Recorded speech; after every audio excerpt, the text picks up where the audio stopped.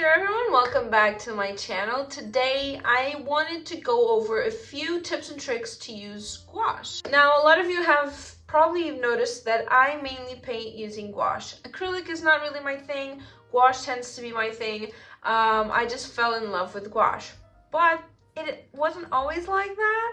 Initially I wasn't really too into gouache, and the reason for this was because I struggled with the medium itself. I wanted to get stuff done, but I was struggling with the medium so much, and it was hard. It was hard. For today's video, I thought of like the 5 most common problems that I found while learning to use gouache and share solutions to those problems so that you, if you're a beginner and if you're trying to, get into gouache, that you can, keep these in mind and maybe it will help you fix some of these issues if you're experiencing the same. Before we get started, I just wanted to ask you guys to please give this video a thumbs up, consider subscribing. I'm trying to get to 1,000 subscribers and we're so close, we're almost there, so please consider subscribing if you like my content. And let's just jump into the video. So when I wanted to start this whole gouache journey, I went out and bought myself a little kit of 5 primary colored gouache. This is what they look like. They were extremely expensive, mind you. It was like, I think it was like 30 euros just for these like little tubes. And I started using these, mixing them up, making a few colors, but I was really struggling with getting the right consistency. And this is one of the main things with gouache. Consistency is key. And without the right consistency, it's not gonna work out. And you'll see throughout all of these problems that, the water levels on your gouache is what makes it or breaks it for you as a painter. Now, I wouldn't advise you guys to get these right off the bat if you're starting out. Honestly, I think it's a waste of time. Hear me out. To start off with gouache, you really need to learn consistency, as I was saying. But it doesn't have to be to the point where you're just struggling so hard with it that you get unmotivated. What changed my life was this. My different experience was with the Himi palette. It's what made me fall in love with gouache because you don't have to constantly fight over consistency. Now, you still learn how to use it. You still learn the levels of water that you have to put in your gouache. You're still, getting to that, but since it's jelly form, you don't struggle as much as you struggle when it comes from the tube. This might sound weird. This is not an ad, obviously. I'm a really small channel, but I just want to be honest with you guys. This is what changed for me. I'm not going to tell you, oh, these problems were easily solved with this. No, this particular problem of consistency, of not being able to find the right consistency, either it was too watery, too thick, too well over the place, it would reactivate all the other paints. It was terrible, and a lot of this toned down quite a lot when I changed to jelly gouache paints. It really is different. It really does make a difference. This was 20 bucks for 18 pans. That is 30 for 5 little tubes. So save yourself the trouble. This is my honest advice. When it comes to not being able to find the right consistency of gouache, just change your gouache. It's 50% of the work is done. The other 50%, you're gonna have to put in the work. You're gonna have to paint and go through trial and error and experiment with just a little bit of water, just a little bit or a little bit more, a little bit less, and really figure out the consistency for yourself. But it won't be as hard with the jelly gouache, especially because you can literally just take them out of the tub and paint with them, which I wouldn't advise you to do.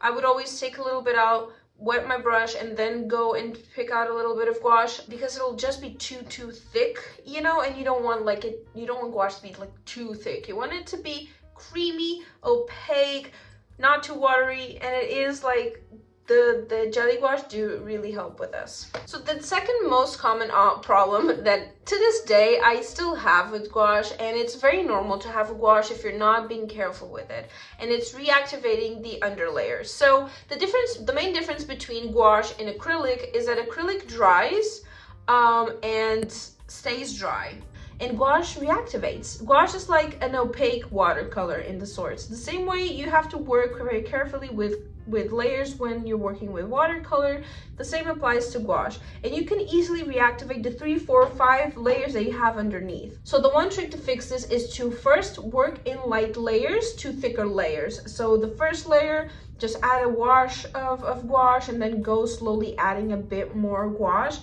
to the layers that you're putting, and then end with a thicker layer. This is the main thing that you should be doing, but you have to keep in mind this happens because of the amount of water that your brush has. If your brush is too watery, it will reactivate the paint underneath. So the trick is to have just the right amount of water to make your paint become creamy, and then but not activate the layer that's underneath, you know? And it takes a little bit of practice, but it's not that hard to get the hang of. Just keep in mind, you have to work through layers. You can't just do a wash of gouache on top of like already set gouache. You can't. You have to do the washes first and then do the, you know, final colors later. So basically that's the thing, right? Don't use as much water. Go from lighter layers to thicker layers. And just be very mindful of how you're going to organize your painting before starting to paint. And that should really help alter that and really help with the reactivation of the paint. So point number 3 is the color changes that gouache experiences while it dries.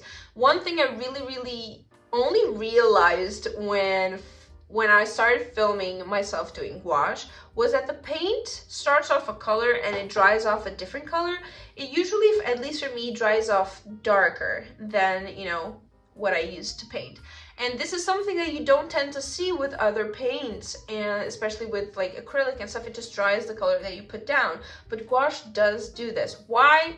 No fucking clue. How do we fix it? There really isn't a fix for this, but what we can do is we can learn our paints. We can know our paints so well that we know how they're going to dry out. Now, you have 2 options with this, and I would do a swatch sheet. Now, I don't have one for my paints because I just kind of started to know them, and I use the second tip I'm going to give you to combat this issue.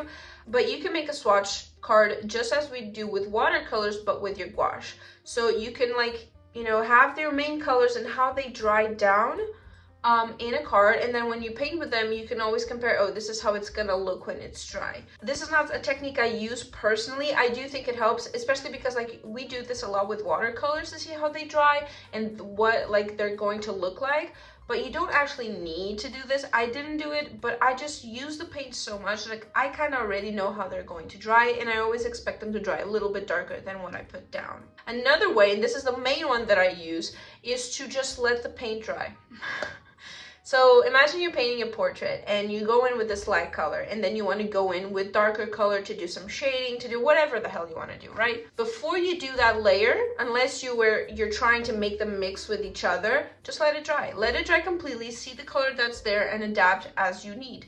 And always keep in mind when you're mixing colors that they are going to get darker. So if you need a light, like if you need a light blue, always go a little bit lighter than what you want, because it will again dry darker. And this should help you like at least get ahead of the value shifts of your paint while you're painting. Another thing that tends to happen a lot when we paint with gouache is patchiness. Now gouache is known for being opaque, very creamy, thick paint that's really nice to paint, and you can get really like uniform patches of color. This isn't always true, because we circle back around to the main point and main issue with gouache, the water. The amount of water and the consistency of your paint will determine if your paint is gonna like be that opaque and clean once it dries. So if you have a lot of water on your brush, it will be patchy, as kind of similar to watercolor. Again, they're very similar paints. But then again, if it's too thick,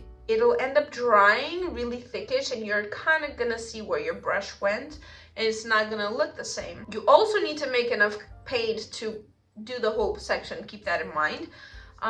So it is really about finding the right point of consistency with gouache to get that like really clean look. Again, it's practice, it's using your paints, it's knowing your paints. I am really good at painting with the Himimiya. These little shits, I can't paint with these. I need to give them a try, honestly. I haven't used them in a really long time, so I definitely need to give them a try again. But it really is getting to know your paints and knowing how they react and knowing how much water they're going to need. Knowing when you start to put the brush down, you're like, okay, this needs more water, this needs more paint, what am I going to do? It's really knowing your paint and working with the consistency. Last but not least, we have the main issue that is kind of out of our control, which is chalkiness. Now, I'm going to be honest with you guys, I experienced this more with watercolor than with gouache, but I do know this happens with gouache as well. And I did go online trying to understand why this happens to paints so often, because I have some paints where this happens and I have paints where it doesn't, and honestly, the responses were a bit mixed. So some people advise you to use less water. It means you watered your paint too much, you watered it down too much, and now it looks like crap. I don't think that's the case, to be honest. I don't think that's something that's that heavy. Obviously, if you water down your paint, your gouache, to look similar to watercolor, really watered down, it's not going to be vibrant and colorful. But that is to be expected. It's watered down. It's to be expected. But then again, the paints I use are very, very vibrant. The Himimiya are known for being very, very vibrant. And I think the reason for why I don't think this is valid is because of the main reason I saw that was the cause of this. So it's more a manufacturing cause and quality of the product that kind of does this or doesn't do it. Basically, what a lot of companies do is they add a lot of chalk into the paint when they're making it. And so the more chalk the paint has, the more chalky it looks. Some brands are looking for this in their paints and they do it because they want to, but majority of the brands that do this is because it's cheaper. So I guess my advice on this, if you're struggling with your paints because they look really chalky and yucky and like weird, maybe try a different brand, buy up, look up reviews, look up other brands of paint. Because it might have something to do with the paint that you have. You can also fact check it, right? You can be like, oh, I have the Talon's gouache. Why is it chalky? And you can look and see, oh, Talon's gouache is known for this, or Talon's gouache is not known for this, or and you can check it. I'm not saying it's the case, mind you, don't come after me. I'm just giving it like a hypothetical example. But then you can also look for the opposite, which is like, what are gouache paints that do not look chalky at all? And you can go for those and maybe invest in something a little bit better. Like I said, expensive does not mean better, as you saw with the 2 gouache brands that I do have. So there you have it. These are the 5 main problems I had whilst painting with gouache, and I know a lot of people struggle with these as well because I've seen other artists online talking about it, and I thought it would be nice to just talk a little bit about this and bring it up to you guys and maybe help some of you get rid of this issue. So anyways, thank you guys so much for watching. If you like this video, let me know. Give me a comment down below, letting me know what you think. What are the struggles that you have with gouache yourself? Let me know. Let's have a conversation. And yeah, I'll see you guys on the next video next week. Bye!